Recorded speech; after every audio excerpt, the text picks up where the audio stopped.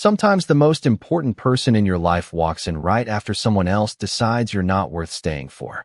I didn't know that was true until the night I saw Claire Anderson sitting alone at a table for two on a rainy Thursday evening in downtown Chicago. I wasn't supposed to notice her. I was there for a late dinner after a long day at work, sitting by myself near the back of the restaurant, answering a few emails, and trying to convince myself not to order dessert. The place was busy enough to feel alive, but quiet enough that conversations stayed mostly private. At least, they usually did. Claire had arrived about 20 minutes before her date. I only noticed because she smiled at the hostess, thanked every employee who helped her, and somehow managed to look genuinely happy to be there. She wasn't scrolling endlessly through her phone like everyone else. She seemed hopeful, maybe even excited. A few minutes later, a man walked in and introduced himself. I assumed he was her blind date. They shook hands, sat down, and started talking. Everything looked normal. For the first 10 minutes, I paid no attention to them. Then I heard a chair slide across the floor. The sound was sharp enough to pull my eyes away from my laptop. The man stood up, glanced around awkwardly, and said something loud enough for nearby tables to hear. "You're not what I expected." The conversation around them seemed to disappear. Claire blinked as if she wasn't sure she had heard him correctly. The man picked up his jacket. "I just don't think this is going to work." Then he walked away. Just like that. No argument. No dramatic scene. No explanation that made any sense. He simply left her sitting there alone. What made it worse was the silence that followed. Everyone had seen it happen. Nobody said a word, but people looked. Some looked away quickly. Others pretended not to stare. Claire lowered her eyes to the table. For a second, I thought she might leave. Instead, she took a slow breath, reached for the glass of water in front of her, and tried to compose herself. That was the moment that got me. Not the rejection, not the rude comment. It was the way she fought to keep her dignity when she knew an entire room had witnessed one of the most embarrassing moments of her life. I remember thinking that most people would have walked out immediately. Claire stayed. She sat there alone, shoulders straight, refusing to let one terrible stranger define her evening. The waiter approached her carefully and asked if she wanted a few more minutes. She gave him a small smile and nodded. It wasn't a fake smile. It was the kind people wear when they're trying their best not to fall apart in public.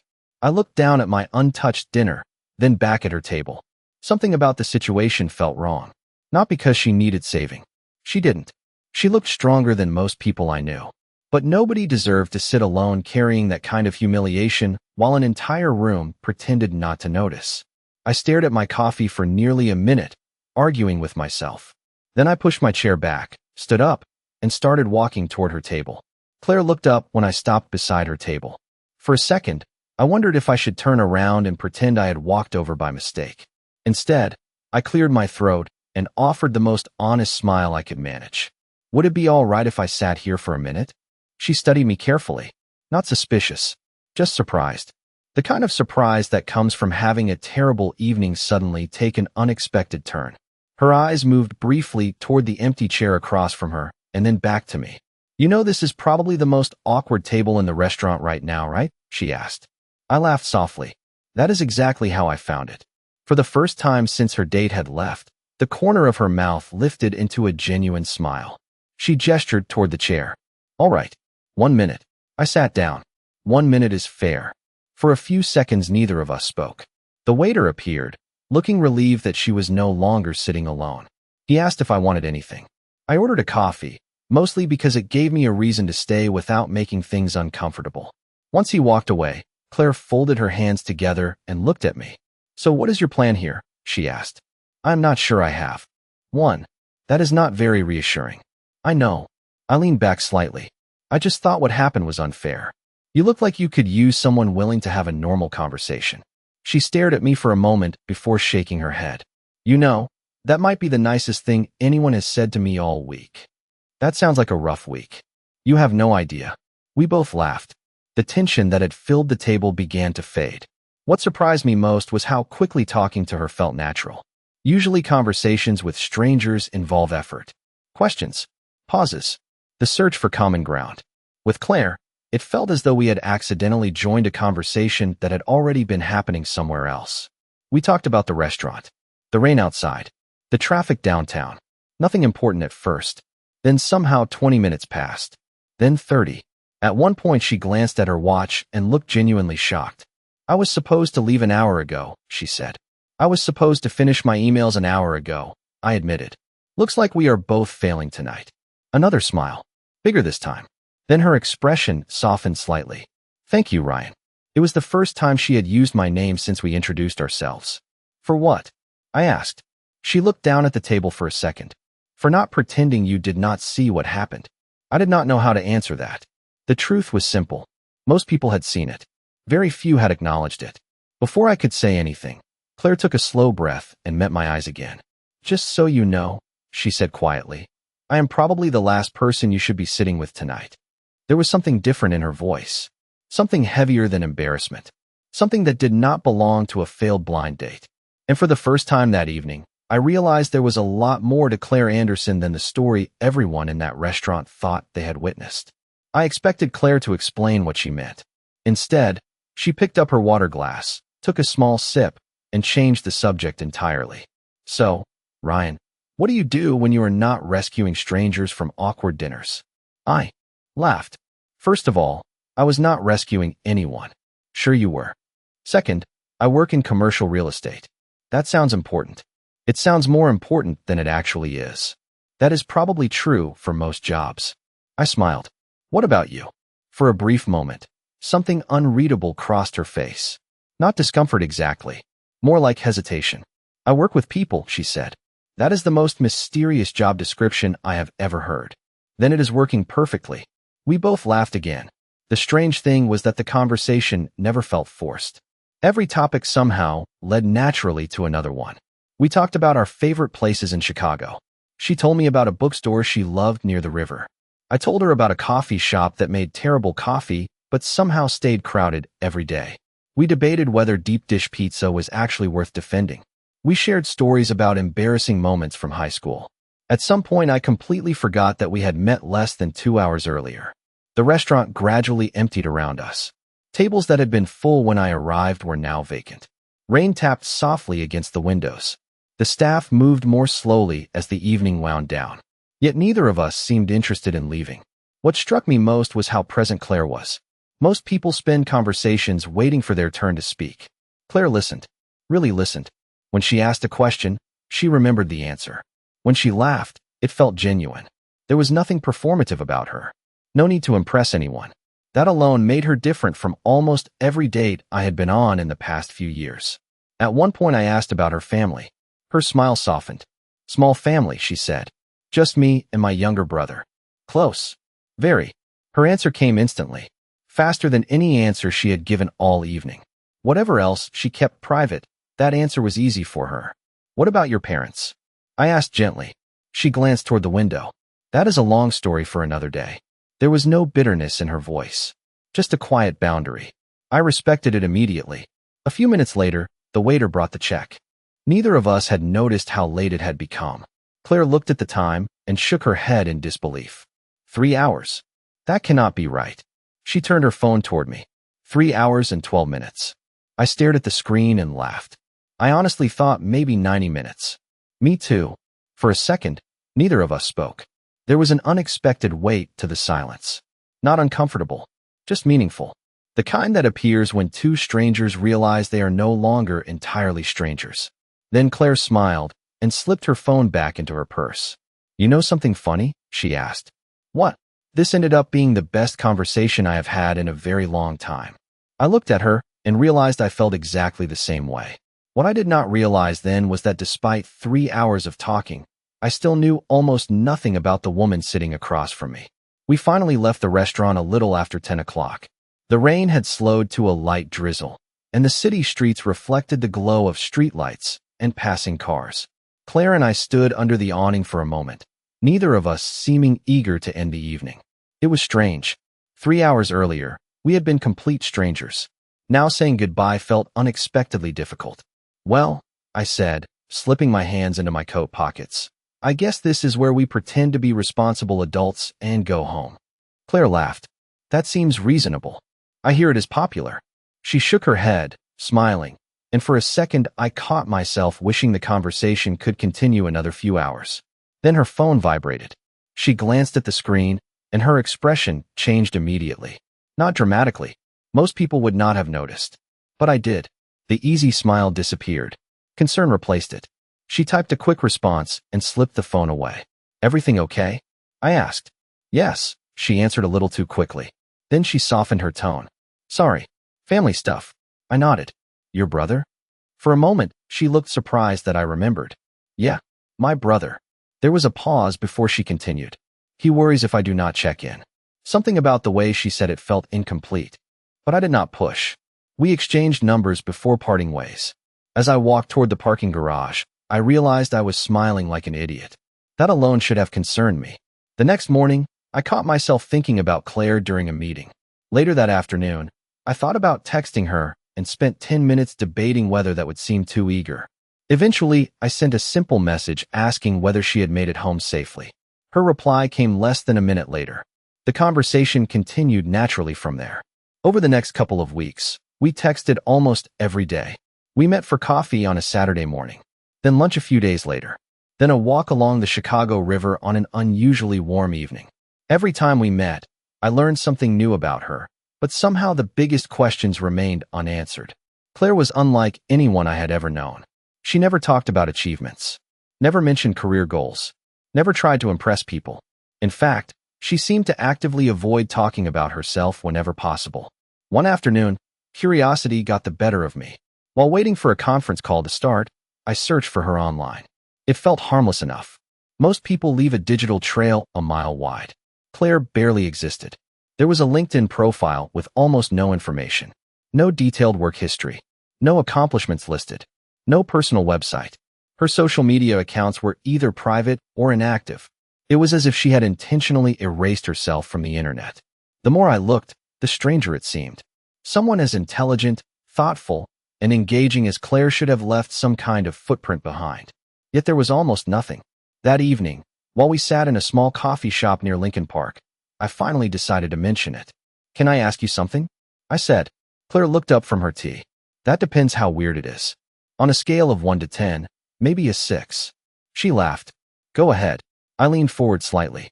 "How is it possible that you are one of the most interesting people I have met in years, and somehow the internet knows absolutely nothing about you?" For the first time since I had met her, Claire looked genuinely caught off guard. Claire stared at me for a second, and then laughed so suddenly that a couple sitting nearby glanced in our direction. "That might be the strangest compliment I have ever received," she said. It was not supposed to be a compliment. Then what was it? A legitimate question. She shook her head and wrapped both hands around her tea. "Maybe I am just boring online." I do not believe that for 1 second. Her smile lingered, but I noticed something else behind it.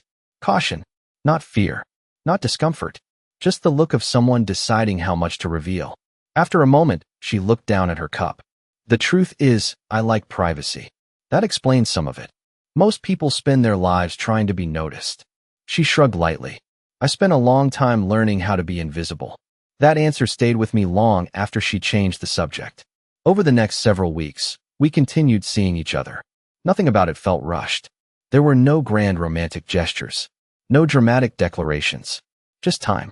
Coffee before work, long walks through quiet neighborhoods, conversations that somehow made 3 hours feel like 30 minutes. The more time I spent with Claire, the more I admired her. Yet the mystery surrounding her only grew. One Saturday afternoon, we met at a small diner on the north side of the city. I arrived 10 minutes early and found her already there. She was sitting across from an elderly woman I had never seen before. The woman looked emotional. Claire reached across the table and squeezed her hand reassuringly. When the woman eventually left, she hugged Claire tightly before walking out. I sat down as Claire returned to our booth. "Friend of yours?" I asked. "Something like that. You seem to know a lot of people." She smiled. "Maybe I just collect people." I laughed, but I noticed she never actually answered the question. A few days later, I saw something similar again. We were walking through a grocery store when 3 different people stopped to thank her. One was a young father. Another was a college student. The third was an older man. Each interaction lasted less than a minute, but all of them carried the same tone. Gratitude. Genuine gratitude. After the third person walked away, I finally looked at her. "Okay, now I am convinced you are secretly running for mayor." Claire laughed. "Trust me, nobody wants that." "Then why does half the city seem to know you?" You are exaggerating. Only slightly. She never explained. The biggest clue came unexpectedly on a Tuesday evening. Claire and I had planned dinner, but an hour beforehand, she called to cancel. Her voice sounded tired. Not physically tired. Emotionally drained. Is everything all right? I asked. There was a pause on the line. My brother had a difficult day. Do you need anything? Another pause. Longer this time. No, she said softly. But thank you for asking.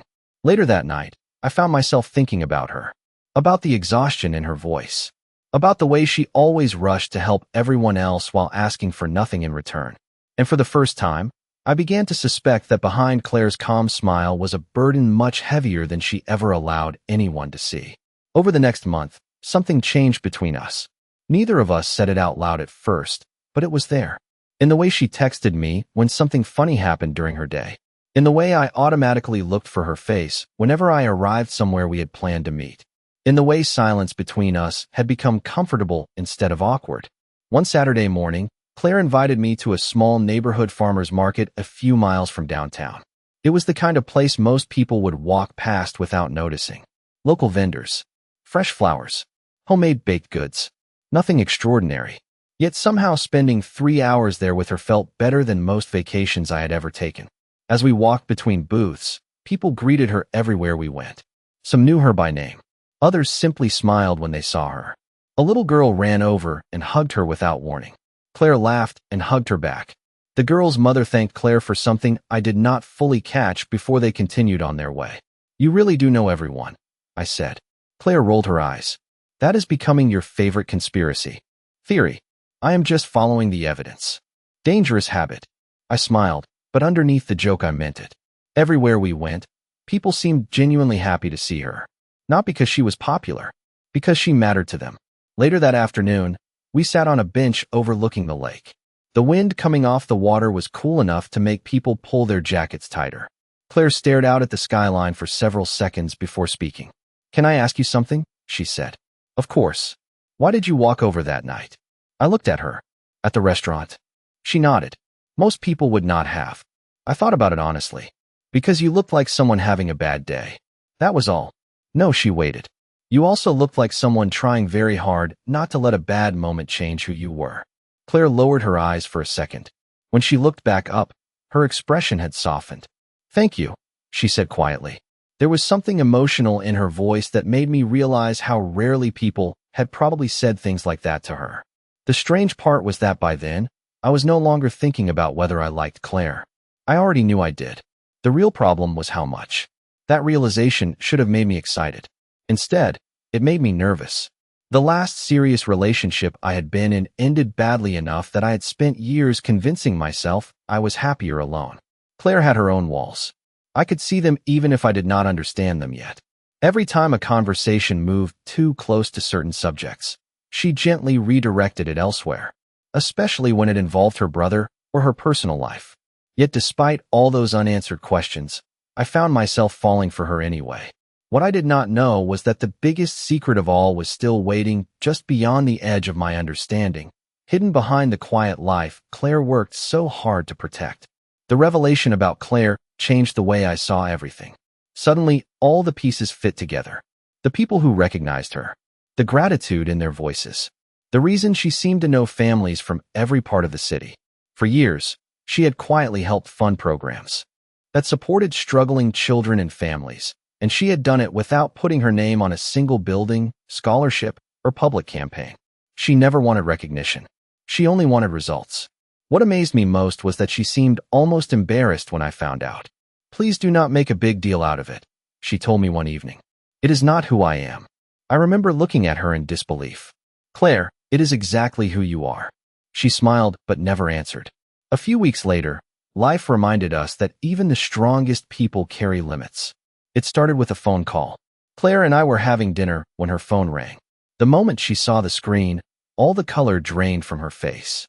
She excused herself and stepped outside. 10 minutes passed. Then 15.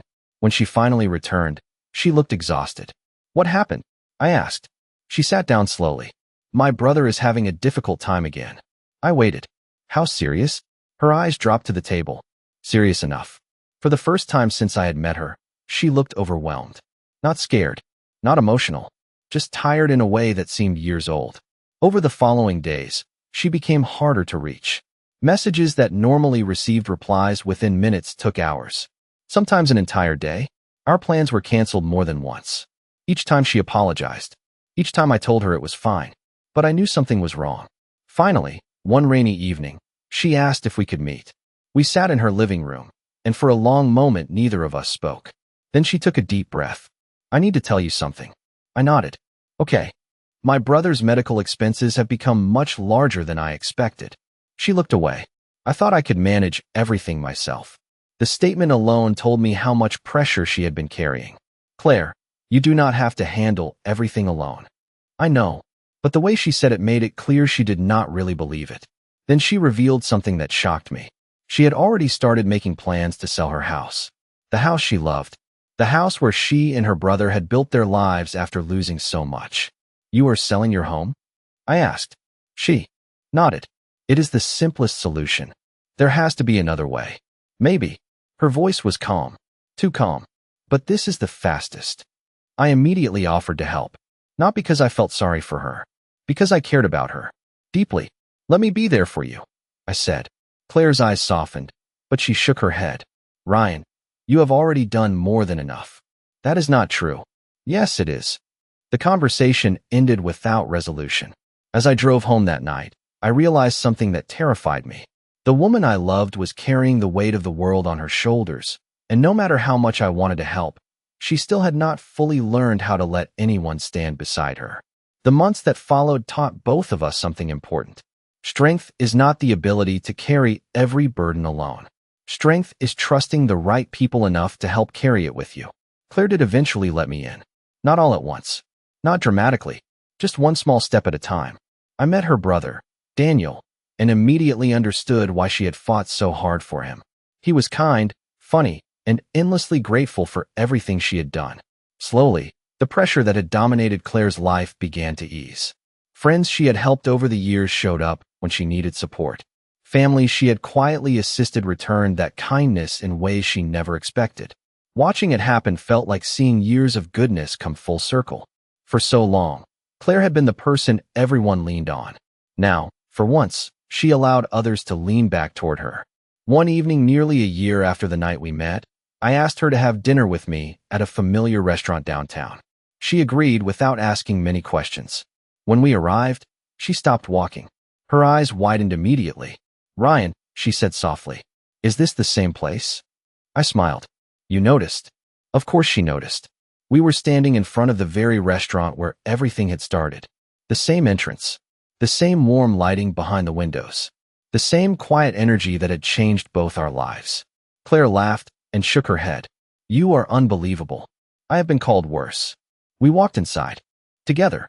The hostess led us to a table near the center of the room. Claire looked around and then froze. It was the exact table. The same one where she had sat alone that rainy Thursday night. For a moment, neither of us spoke. A year earlier, that table had been connected to one of the most humiliating moments of her life. Now it held something entirely different. Hope, gratitude, love. Claire sat down slowly, still looking around in disbelief. You planned all of this? She asked. Maybe. Ryan. Okay. Yes. She laughed again. It was the laugh I had come to love most, the one that appeared when she was genuinely happy. During dinner we talked about everything that had happened since that first meeting. The unexpected conversation, the countless coffees, the difficult days, the victories, the moments that almost broke us and the moments that brought us closer together. By the time dessert arrived, I knew it was time. I stood up from my chair. Claire immediately narrowed her eyes. What are you doing? She asked. Instead of answering, I picked up my chair and walked around the table. The entire restaurant seemed to disappear. It felt exactly like that first night and completely different at the same time. I stopped beside her and smiled. I have one more question. Claire's eyes filled with tears before I even spoke. She already knew. Still, I asked it anyway. Can I sit here? She laughed through her tears and nodded. You always could. As I sat beside her and took her hand, I realized that sometimes the best things in life begin with a single act of kindness, a little courage, and a chair that almost stayed empty.